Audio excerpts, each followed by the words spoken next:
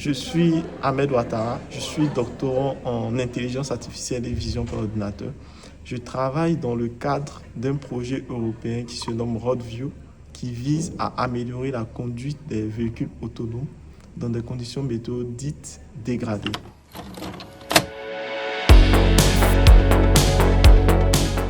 Les véhicules autonomes, ce sont des véhicules dont le plus haut niveau d'autonomie qui seront en mesure de se déplacer d'un point A, par exemple de Clermont-Ferrand à Paris, sans chauffeur. Et pour cela, ces véhicules doivent pouvoir comprendre leur environnement, reconnaître des feux tricolores d'autres véhicules, interagir, savoir s'ils doivent laisser le véhicule passer ou non, s'arrêter un feu tricolore, éviter un passant.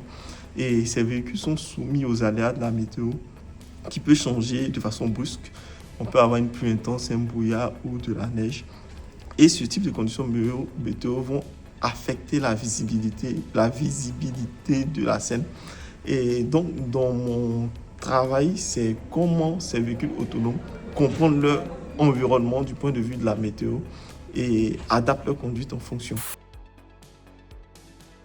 Comme je disais, c'est assez naturel. Lorsqu'on met un véhicule autonome sur la route, il peut se mettre à pleuvoir et on s'est rendu compte que lorsqu'il pleuvait, le véhicule avait du mal à comprendre son environnement. Et des acteurs tels que Tesla ou comment on appelle ça, Mercedes en Europe, qui veulent produire ces véhicules et envisagent les mettre en libre accès pour le grand public, ont été confrontés à ce problème. Donc il y a eu une forme de brassage entre des acteurs privés, des entreprises et des universités pour mettre en place différents projets européens. Il y a eu avant le projet RoadView, il y a eu le projet DANCE qui a fait quelques avancées et il y a eu le projet RoadView qui lui est une avancée supplémentaire sur la robustesse des véhicules autonomes face à la météo. Les grands enjeux d'avenir concernant les véhicules autonomes, c'est plutôt lié à la question de la mobilité. Parce qu'on a des acteurs, par exemple, des camionneurs qui, souvent, on ne s'en rend pas compte, mais les produits qu'on a dans les supermarchés, nous, les Allemands qu'on mange tous les jours, il faut que des gens dédient leur vie à transporter ces aliments, ces produits, ce qui fait qu'ils sont assez invisibles. Donc, par exemple, avec des véhicules autonomes, on pourra remplacer ces personnes. Ils joueront d'autres rôles dans la société et ça simplifiera leur vie. Et dans les transports publics, le fait d'avoir des véhicules autonomes, par exemple à Paris, on a des tests avec le métro 4 ou la ligne 1 où le métro se déplace de façon totalement autonome. On remarque qu'il y a plus d'efficacité dans l'utilisation qu'on peut en faire et le service qu'il fournit à la population. Imaginez que vous avez une réunion où vous étiez censé finir à 18h, mais la réunion se prolonge et vous devez aller chercher votre enfant à l'école. Vous avez un véhicule autonome qu'on sait très fiable.